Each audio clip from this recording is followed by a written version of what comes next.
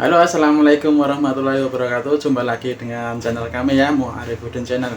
Oke, di sini kali ini saya akan mencoba menjelaskan bagaimana cara pengisian atau pencoklitan dengan daftar pemilih ya, teman-teman. Ini akan saya terangkan sedikit ya untuk bagi rekan-rekan Pantarlih yang sedang bekerja di lapangan. Dan di tangan saya ini sudah ada yaitu ini ya, daftar pemilih pemilihan umum 2024.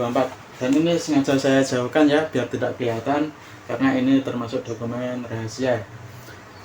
Biar nggak terlalu jelas ya tulisannya, biar buram, nggak bisa dibaca dan nggak bisa di screenshot maupun di capture. Oke, pertama ketika kita datang ke rumah warga untuk pencoklitan, yaitu kita kan biasanya minta tolong untuk melihat KK atau EKTP anggota keluarga yang ada di rumah tersebut. Kemudian setelah data KK dan KTP sudah ada, tinggal kita membuka daftar pemilih ini ya teman-teman. Kemudian kita tinggal mencocokkan apakah nomor KK-nya cocok, nomor induk keluarganya juga cocok, kemudian namanya apakah cocok, kemudian tempat lahirnya apakah cocok, tanggal lahirnya cocok, kemudian status perkawinannya juga sudah cocok, jenis kelaminnya juga cocok, kemudian alamatnya juga cocok, kemudian RT RW-nya juga sudah cocok, kemudian disabilitasnya juga sudah cocok, dan status KTP-nya juga sesuai dengan yang ada di data yang ditunjukkan oleh warga. Maka kita tinggal mencentangnya saja ya teman-teman. Tinggal kita memberi tanda centang di sini. Namun ketika ada data yang perlu dirubah, misalnya tempat lahirnya salah, nanti kita tinggal mencoretnya di kolom tempat lahirnya ini ya. Kemudian dicoret, kemudian di bawahnya ditulis data yang benar. Lalu kemudian di data yang paling kanan itu tinggal ditulis kode huruf U ya. U artinya ubah. Nah, ada lagi ketika data pemilih yang kita pilih tersebut sudah meninggal, maka tinggal kita mencoret baris ini ya teman-teman, satu baris maksret ini tinggal kita coret, kemudian dikasih tanda kode yaitu huruf I, artinya tanda I tersebut yaitu status keterangannya sudah meninggal ya, sudah meninggal. Kemudian jika status EKTP-nya belum punya atau belum mempunyai KTP, tinggal pada kolom status EKTP ini tinggal kita coret, kemudian bawahnya tinggal kita ganti dengan huruf B, artinya belum mempunyai EKTP. Kemudian di kolom centang ini kita kasih kode huruf U, artinya ubah elemen ya teman-teman. Kemudian ada hal lagi, misalnya status perkawinannya yang dulunya di data itu belum kawin dan sekarang sudah kawin, maka di kolom status perkawinan ini yang dulunya huruf B, maka tinggal kita coret, kemudian di bawahnya dikasih keterangan huruf S, artinya sudah kawin. Ataupun misalnya sudah cerai atau pisah, itu tinggal kita ganti huruf P, artinya kode P itu sudah pernah kawin. Kemudian di kolom centangnya ini tinggal kita kasih keterangan kode huruf U, artinya ubah elemen ya teman-teman.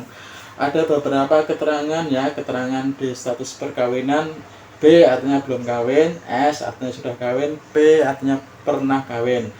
Sedangkan ketika kita menjumpai calon pemilih itu mengalami atau memiliki disabilitas, maka ada beberapa kode yang menunjukkan bahwasanya pemilih itu mempunyai disabilitas.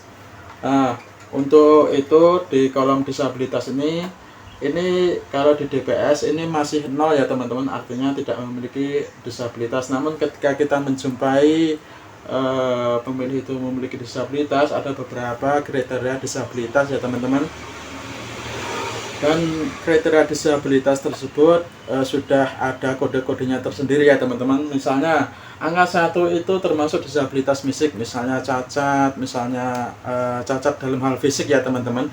Kemudian cacat disabilitas kode nomor 2 yaitu disabilitas intelektual. Kemudian kode nomor 3 yaitu disabilitas mental. Kemudian kode 4 yaitu disabilitas sensorik wicara ataupun tidak bisa berbicara ya teman-teman.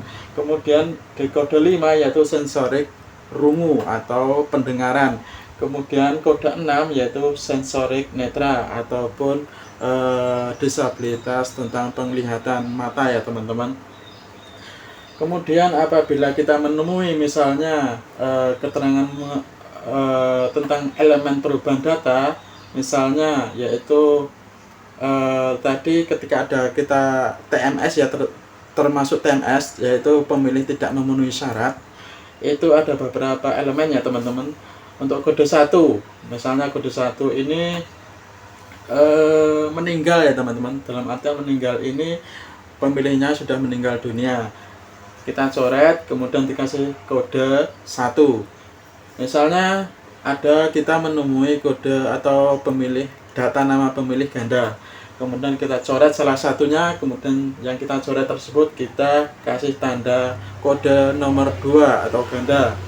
Kemudian untuk TMS selanjutnya yaitu ketika kita menemui umur calon pemilih tersebut pada tanggal 14 Februari 2024 belum genap 17 tahun, maka kita wajib mencoretnya kemudian memberikan tanda yaitu kode 3 yaitu di bawah umur karena belum genap 17 tahun. Kemudian ketika kita menemui data pemilih yang ada di daftar pemilih ini ternyata kode pemilih tersebut sudah pindah profesi TNI dan Polri, maka kita tinggal mencoretnya karena TNI dan Polri itu tidak mempunyai hak pilih ya teman-teman, tinggal mencoretnya. Kemudian jika pemilih tersebut yaitu menjadi TNI, maka diberikan kode 6. Jika pemilih tersebut menggunakan sudah menjadi profesi Polri, maka tinggal memberikan kode angka 7.